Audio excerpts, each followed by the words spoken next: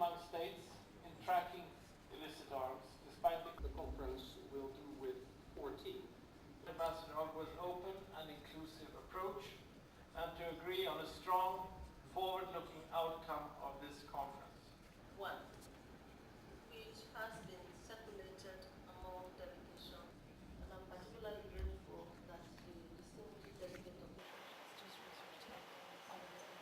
of programmatic areas of small arms. We think the authorized trade is larger than the illicit trade, although the illicit trade may do more damage or may be more problematic, so it's not just a question of total value.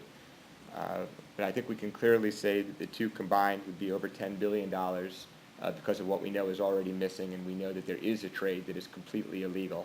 It's particularly rich in content and analysis. It's not easy to say if decriminalization would reduce violence. Actually, there are studies that show quite clearly that from an economic point of view, decriminalizing drugs would reduce the profits for the drug traffickers. So it's likely to make the market less attractive and probably to, as a consequence, to reduce violence. Governments directly that they otherwise had not provided. The highest per capita arms holdings in the world we have identified as being here in the United States.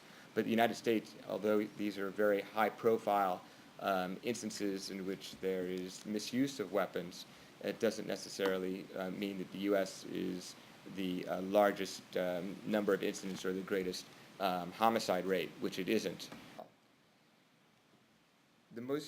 There needs to be a greater understanding of what's currently in Libya and what's currently in Syria, so that the policies of the future will be able to tackle those threats.